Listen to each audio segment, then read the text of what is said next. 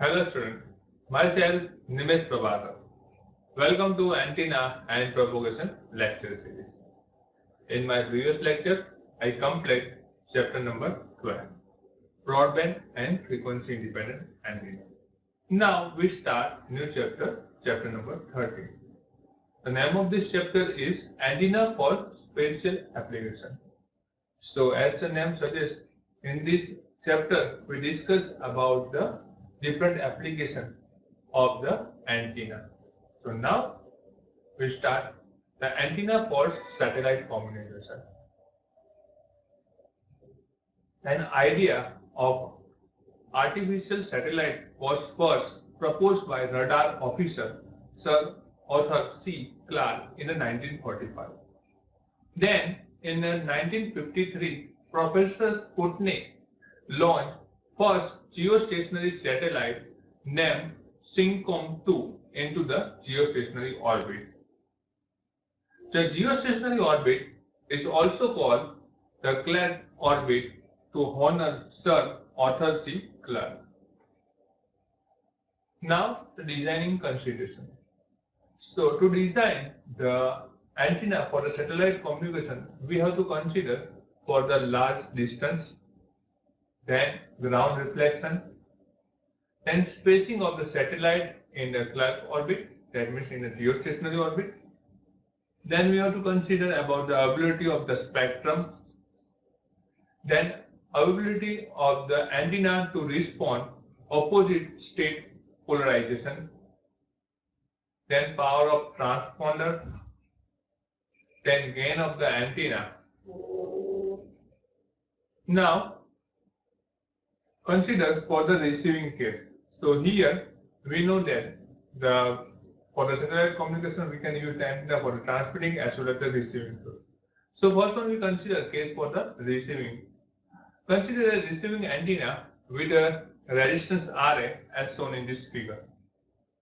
The receiving antenna collect an incident power Pa from wave received. The transmission line used to feed the antenna is selected such that Z0 is equals to Ra, that means impedance matching. Also assume that the perfect matching between the receiver with the resistance Rr and the line impedance Ra. We get condition Rr is equals to Ra. The total power delivered to the load, that means receiver, is obtained as P received is equals to PR upon PR plus RA. Sorry, RR upon RR plus RA into PA. So we can simply write as a RR upon 2RA into PA. So we can write this equation as P received is equals to 1 by 2 PA. From the equation, we can conclude that the power received by the receiver is equal to the half of the incident power collected by antenna, and remaining half power is half power is re-radiate into the space. This condition is nothing but the condition of maximum power transfer. Now we discuss about the transmitting case. So here we consider transmitting case. Consider a transmitting antenna with an antenna resistance Ra. Consider that the transmitter of the impedance RT supply power PT to the antenna. So now we consider the Z0 is equals to Ra. We think that there is a complete impedance matching. Assuming that zero loss, power radiated by antenna is given by P radiate is equals to RR upon RT plus RA into PA, and the unit for this is the watt. Now we discuss about the bandwidth consideration. If the center or the design frequency is denoted by F0, then the percentage bandwidth is generally specified as percentage bandwidth is equals to f2 minus f1 upon f0 into 100. So here the f2 is the higher frequency, and f1 is the lower, and f0 is the center frequency. So we get the percentage bandwidth. When the bandwidth due to the impedance variation is narrow, then the bandwidth can be expressed in terms of the quality factor Q. So we can express in the quality factor the bandwidth is equals to f0 upon q0. Here the f0 is the center frequency and q is indicate the quality factor. Now antenna for the terrestrial mobile communication. Three elements in the mobile communication is very important. Three elements are prime in the realizing the circuit of the present day mobile and personal communication system. First one is the microelectronic hardware. Second one is the use of the radio spectrum. And third one is the support infrastructure. So these three elements is very important for the mobile communication. The antenna required for the terrestrial mobile communication system can be classified as base station antenna and mobile station antenna. Now we discuss about the base station antenna. Every base station antenna cover a specific area on the ground, and the antenna should direct signal only to the towards coverage area to the extent possible. Cellular systems work on a frequency reuse by which same frequency is used in the multiple area or the cell. There are two types of base station antenna. First one is non-adaptive base station antenna, and second one is the adaptive base station antenna. So first we discuss about the non-adaptive base station antenna. The non-adaptive base station antenna have a fixed physical orientation and a fixed radiation pattern.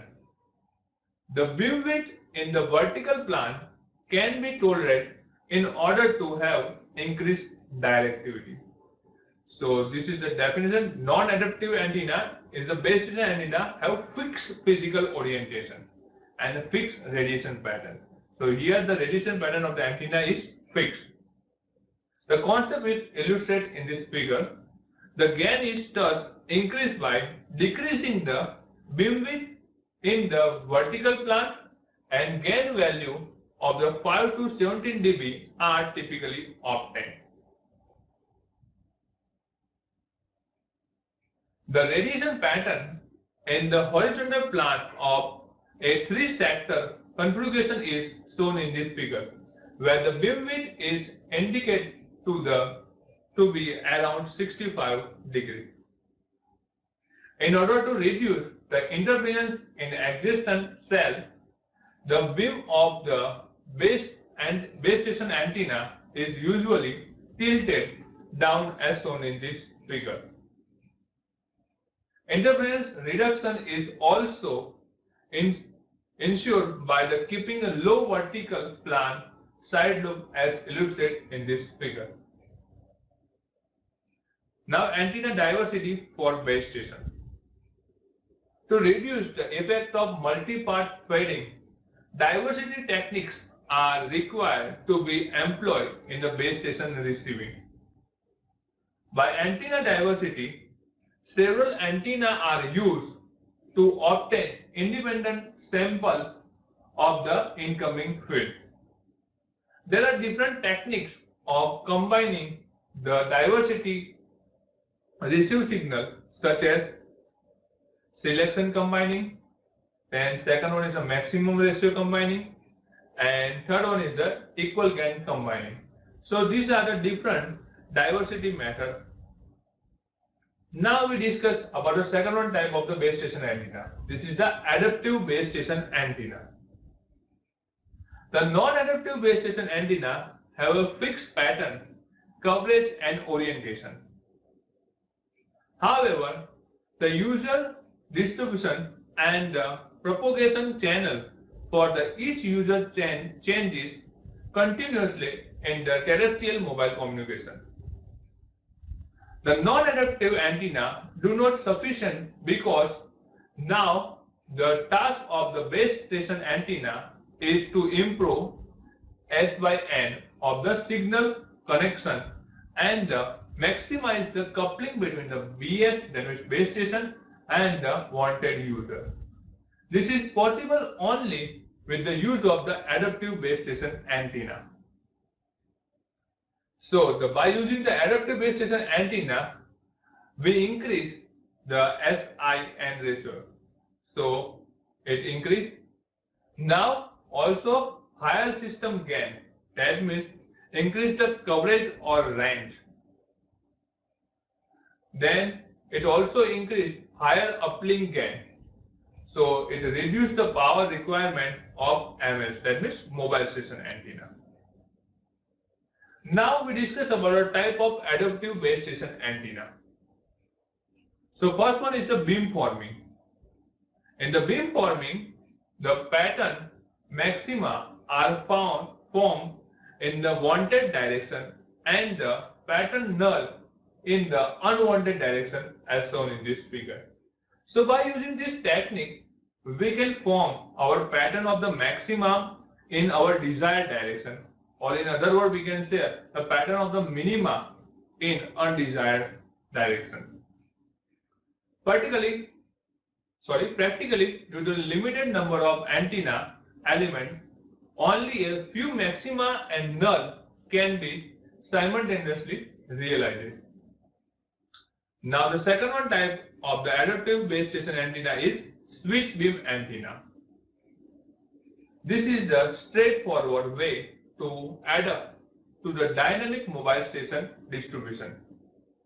Here in the BS antenna pattern has several selectable beam, of which each cover a certain part of the cell area.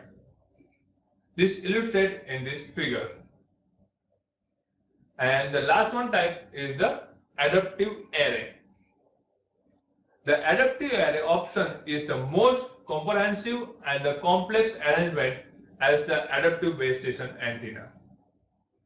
They are multiple input, multiple output, that means MIMO system that can provide transmit diversity as well as receive diversity. Signal received are weighed by a digital signal processor. Now we discuss about the antenna for cellular handset. The antenna on cellular handset are required to be designed under a tight space limitation. The volume of the handset is less than 100 cm3 and the space available for antenna is maximum up to 5 cm3. The operating frequency is 800 MHz to 900 MHz. A wipe antenna is a better solution for obtaining large bandwidth in a small effective volume. Now we discuss next one is the GPR, antenna for ground penetrating radar.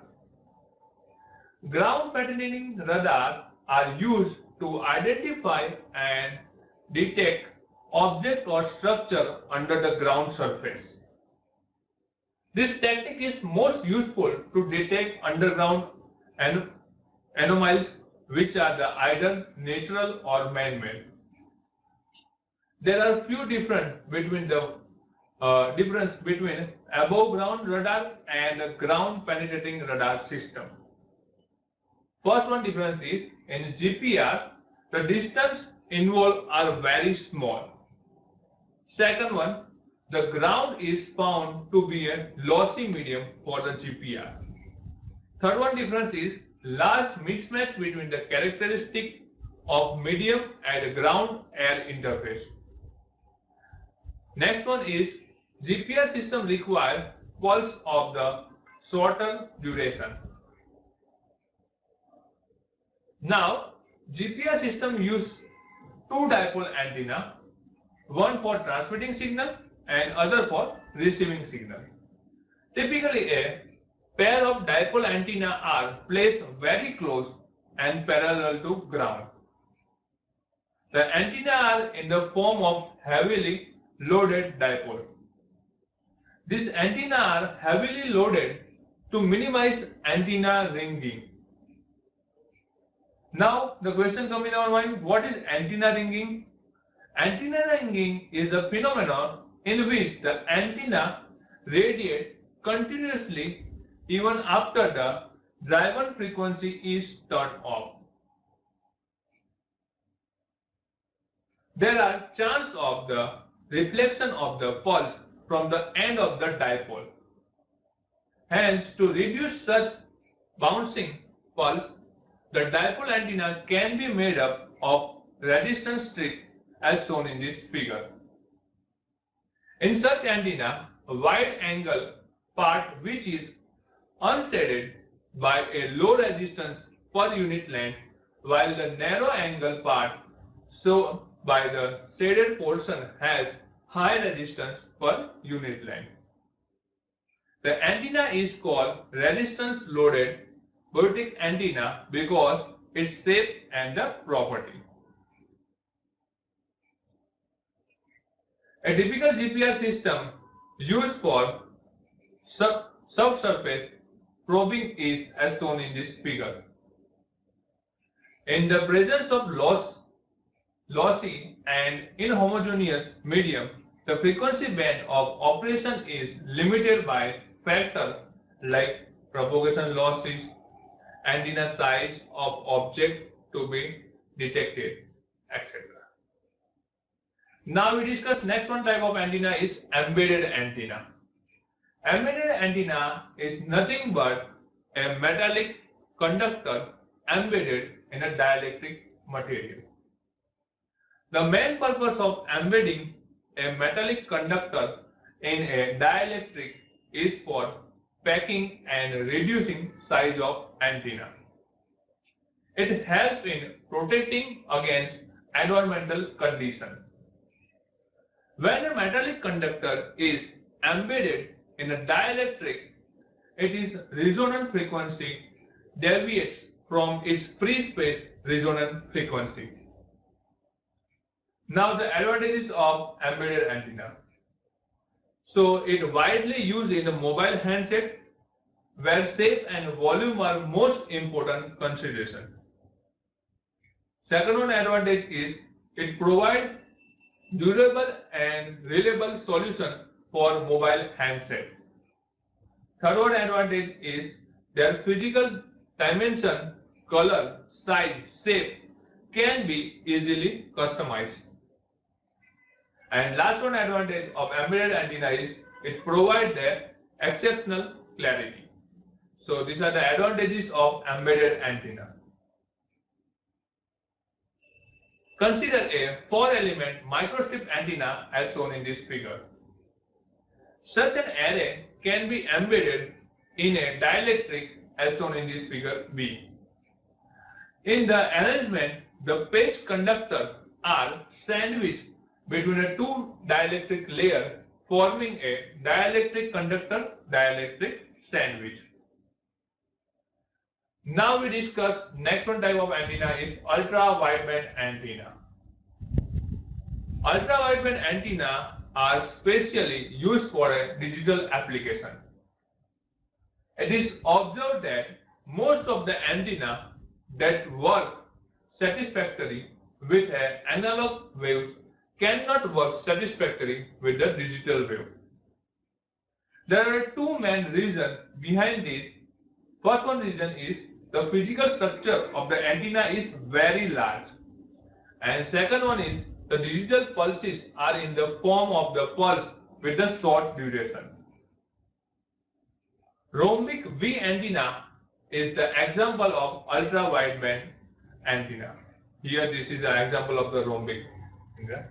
And last one antenna is the plasma antenna.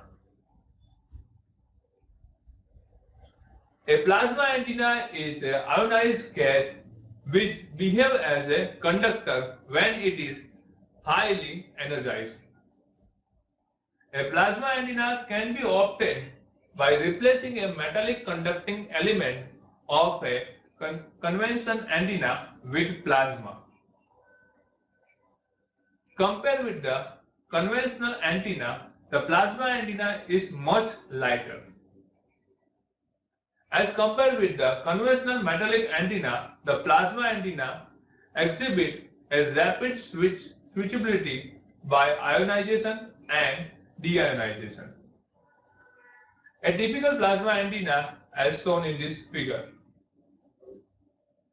At high frequency, a copper cylindrical sleeve is wrapped around the base of the electrode-less tube.